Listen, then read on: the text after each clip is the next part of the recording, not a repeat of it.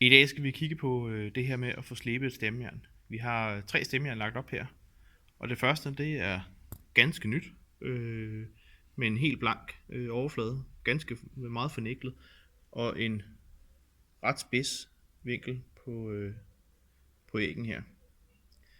Det næste vi har, det er et godt brugt stemmejern, samme model og størrelse, men hvor det er blevet mishandlet, og æggen er blevet meget stum, eller skæret herude er blevet meget stum. Det skal vi have gjort noget ved, sådan så vi opnår noget lignende det bagerste stemmejern her, som også er et godt brugt stemmejern. Man kan se, den blanke fornikling er fjernet på det meste af stemmejernets længde. Vi har en fin vinkel, lidt rundende og helt blanke spor ude i spidsen, så det er et dejligt skarpt stemmejern. Nu skal vi se på det sløve stemmejern, hvordan det tager fat i træet her. Vi prøver at tage en tynd flig af, og der skal lægges kræfter i. Det virker stort set ikke. Her der ser vi det slebne stemmejern, hvordan det kan tage en tynd flig af. Det er det vi skal opnå.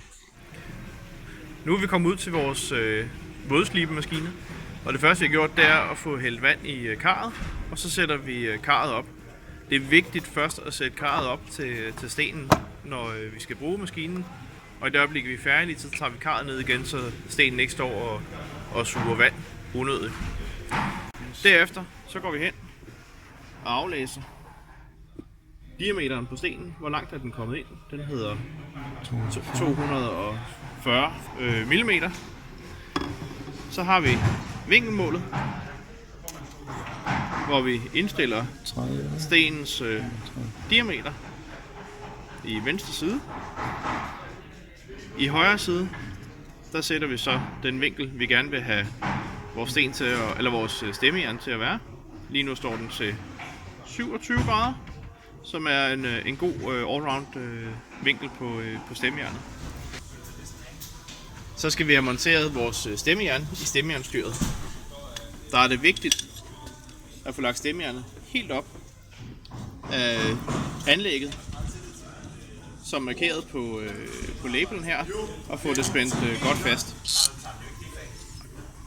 Se her på sedlen, hvordan stemmejernet skal være sat på. Så sætter vi styret op på maskinen her, og så skal vi have fat i vores vinkelmåler her, som vi indstillede tidligere. Det vigtige er her, når vi så holder den op imod, hvor den hviler nede i bunden hernede, og så skal vi ind og se, om den flugter med overkanten af stemmejernet. Gør den ikke det, så er der en justeringsskrue bagpå her, som vi kan bruge til lige at løfte eller sænke hele anlægget, og det er med til at ændre vinklen på stemmejernet. Så det er i små nyk prøve sig frem og finde ud af, vinklen her er stadigvæk for spids, så vi skal have den løftet lidt højere op bagpå.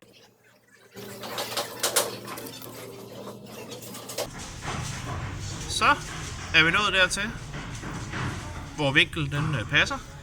Vi har spændt de 2 skruer bagpå, så styret det sidder fast, de 2 her bag. Yes. Og den derovre.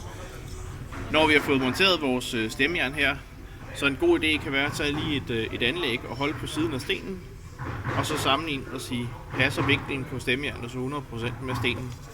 For det selvom om der er styr i det hop, så kan der stadigvæk være en lille smule nøjagtighed. Og så en vigtig ting nu, det er, at hvis I hælder vand på først, så chancen for, at den har spist alt vandet, stenen her, den suger jo vandet efterhånden, den er ret stor. Så I tager lige og topper op med lidt vand. Sådan der. Og så kan vi gå i gang. Når I kører her, så brug hele bredden af stenen, sådan så stenen bliver slidt ensartet. I må gerne lægge lidt tryk på. I og med det er en vådsten, og omdrejningen er ikke så høj, så har vi altså ingen mulighed for at kan brænde jernet varmt. Så her der kører I Stille og roligt frem og tilbage. Mens vi kører her fra side til side, så en gang imellem, så kan vi lige tage den af, vende rundt, og så kan I se her, vi har fået taget en del materiale, men der er stadigvæk langt igen. Så det er på med den og fortsat.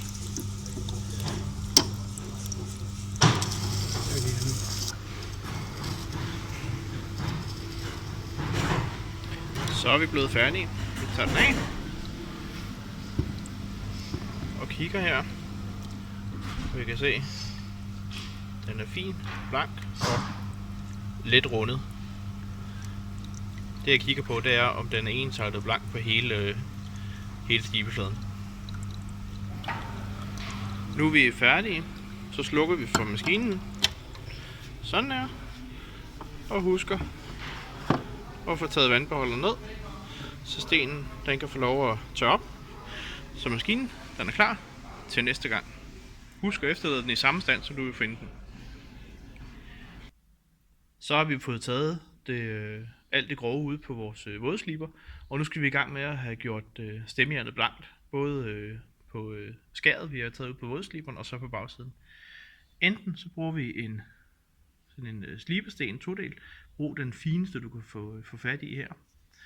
Det bedste, vi umiddelbart har erfaring med, det er en natursten, der hedder en belgisk brok, som laver et rigtig, rigtig pænt resultat. Og når vi er færdige med at blanke af, så tager vi lige en blød sten. Det her det er et stykke skifer til at få blanket det sidste af og få taget den sidste grad, der kan sidde ude på æggen. Vi tilfører noget vand til vores sten, og så går vi i gang. Sørg for at lade bagsiden af stemmejernet ligge helt fladt, og så køre i cirkler, hvis man giver et let pres på. På den måde får man blanket helt af. Så er vi ved at have blanket på vores belgisk brok, så hvis vi lige prøver at tørre en gang. Der. Så kan man se, nu skal jeg lige have lyset til at falde rigtigt, der, hvordan vi har fået slebet bagsiden forholdsvis flad. Så kan vi gå i gang med vores næste sten, skiferen her.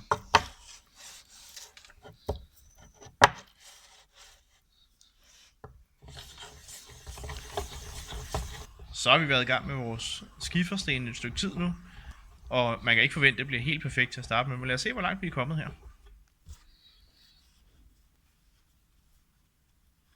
Så tørrer vi lige af. Sådan der. Og hvis vi lige drejer den, man kan fornemme, at den er ved at være blank ude i spidsen. Så skal vi i gang med at have taget det sidste æg på, gør æggen helt skarp. Og vi lægger den ned, sådan, så den støtter både på for- og bagkant, altså på hele slibefladen her. Og så kører vi en 10-15 gange.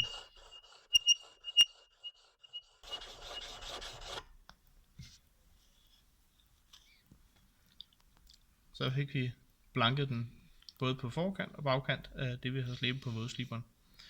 Så skal vi have rettet op. Det gør vi ved at køre først på den ene side, og så den anden side et aftagende antal gange.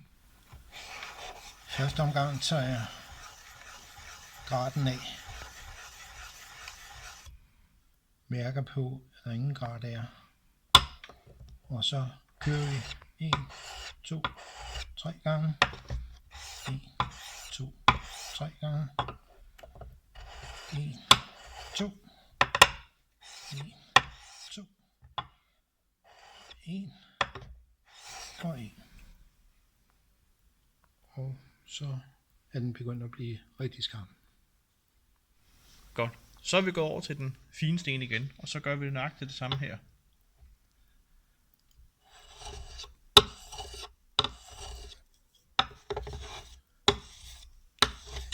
Tre gange. Og 2 gange.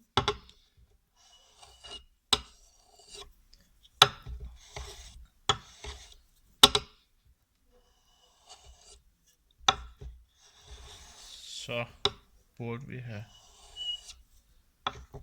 fået den helt glat ude i skæret. Hvis I mærker med fingeren på skæret nu, så skulle den føles helt glat uden at ridse i fingrene, uden at være ujævn. Godt. Lad os så se, om vores nyslibende stemmejern rent faktisk kan lave lidt igen.